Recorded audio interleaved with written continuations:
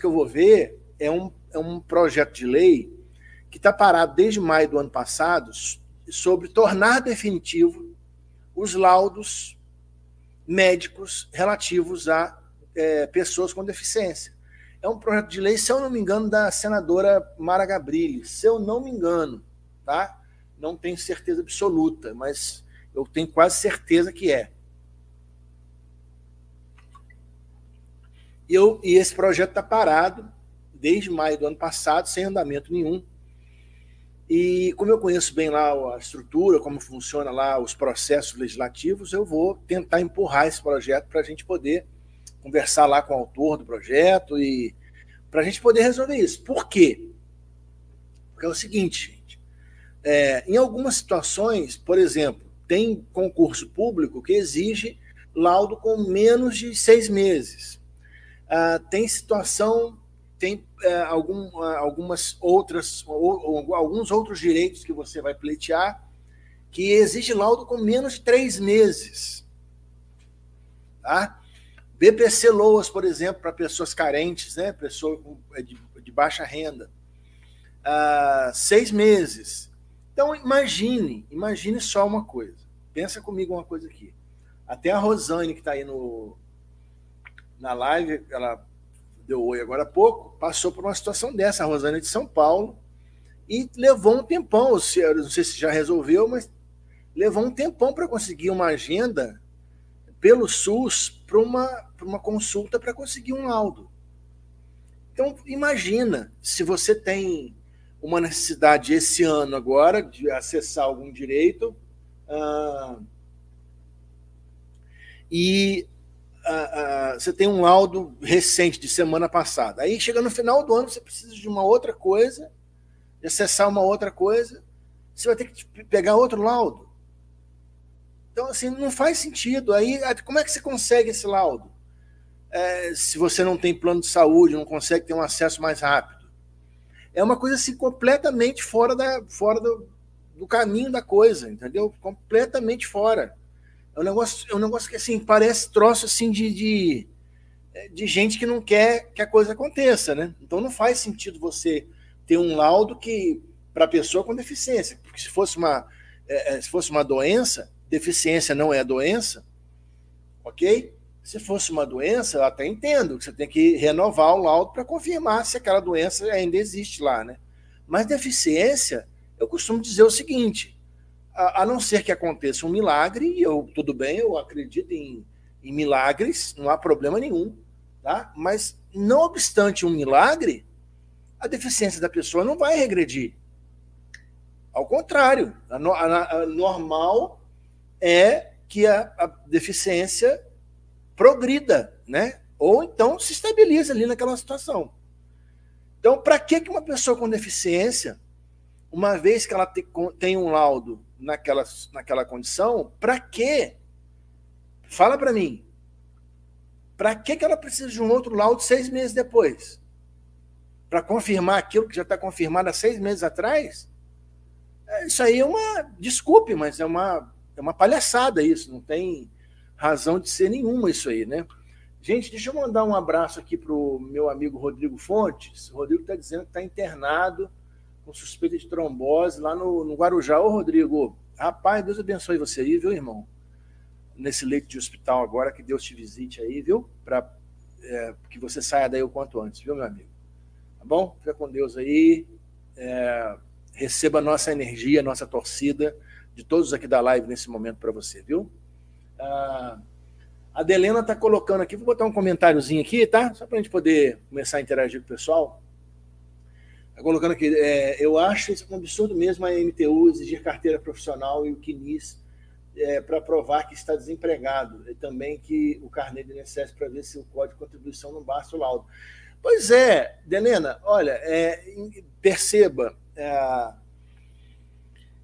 são burocracias que eu não consigo te explicar. Eu não consigo te explicar por 2 motivos. Primeiro, porque não tem fundamento legal. Isso não está em lei nenhuma. Tá? E mesmo que estivesse, não faz sentido. Porque hoje, você consegue, apertando um botão, saber da sua vida todinha. Né? Um órgão desse tem acesso ao e-social, ele sabe se sua carteira está assinada, qual o valor do seu salário, qual o valor da sua contribuição, sabem tudo. Você tem que levar tudo isso na mão, por quê? Não faz sentido nenhum, né? Resumidamente, é isso. Olha só, voltando a falar do negócio do laudo médico, né? Olha o que a Carla está dizendo aqui, ó. Esperei 3 anos por uma consulta.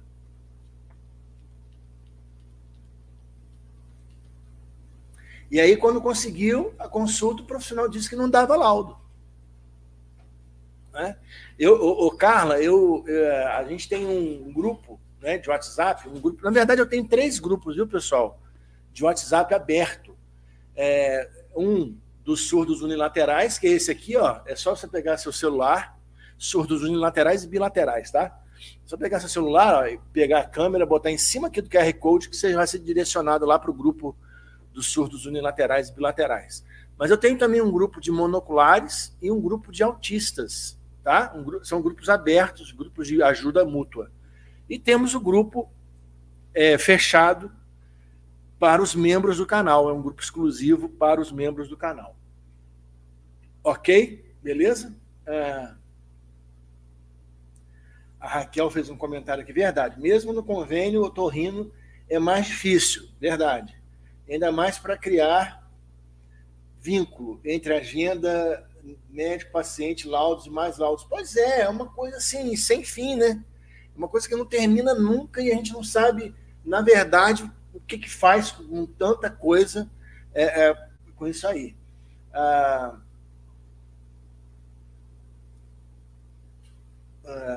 Vamos lá. Vou botar um comentário aqui da Tânia, dizendo que passou pela avaliação biopsicossocial, o INSS reconheceu o grau leve, mas o benefício foi negado por faltar a 6 meses para concluir o tempo de contribuição. Ô, Tânia, eu vou te dar uma dica, tá? O assunto não é sobre isso hoje, mas vou te dar uma dica. Geralmente, eles erram nessa contagem, tá? Eles erram, ok? Então, é bem provável que você já tenha condição de aposentar e eles erraram lá na contagem, ok? Ô Rosane, deixa eu te dar uma dica. Aí em São Paulo tem um instituto, Rosane está dizendo que desistiu do laudo do SUS, né? O pessoal de São Paulo, tá? Tem um instituto chamado IMESC, Instituto de Medicina, deixa eu ver como é que chama aqui, peraí. Deixa eu consultar aqui, peraí, só um pouquinho. IMESC, porque eu quero falar certinho para vocês. Instituto de Medicina Social e Criminologia de São Paulo. Instituto de Medicina Social e Criminologia de São Paulo. O IMESC é um órgão, se eu não me engano, tá? Se eu não posso estar errado, mas se eu não me engano, é um instituto que elabora laudos periciais gratuitamente para as pessoas. Ok?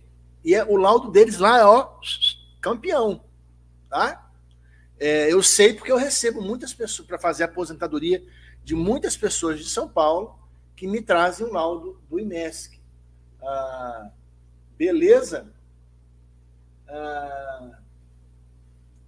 Então, a Tânia está perguntando se daqui a 6 meses ela vai ter que passar de novo pela avaliação. Pois é, Tânia, foi o que eu acabei de falar agora há pouco. Tem situações que eles aceitam a avaliação anterior e tem outras que eles não aceitam.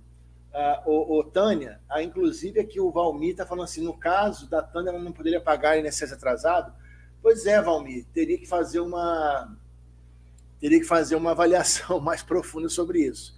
Então, assim, gente, pontuar primeiro essas duas coisas. Né? Primeiro, o alto custo que essas repetidas avaliações geram para as pessoas e para o próprio Estado.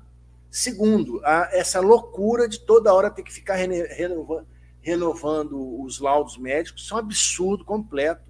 Tá? Existem alguns estados e alguns municípios que já passaram essa lei, ok? Mas, enquanto não tivermos uma lei federal em relação a essa história dos laudos, a gente vai continuar tendo muito problema com isso. Por isso que um dos motivos que eu estou indo a Brasília agora no final do mês, como eu falei no início da live, é justamente para ver esse projeto de lei, o andamento desse projeto de lei, em relação a essa história toda, para a gente tentar empurrar o andamento desse projeto com finalidade de a gente não precisar mais ficar toda hora renovando laudo.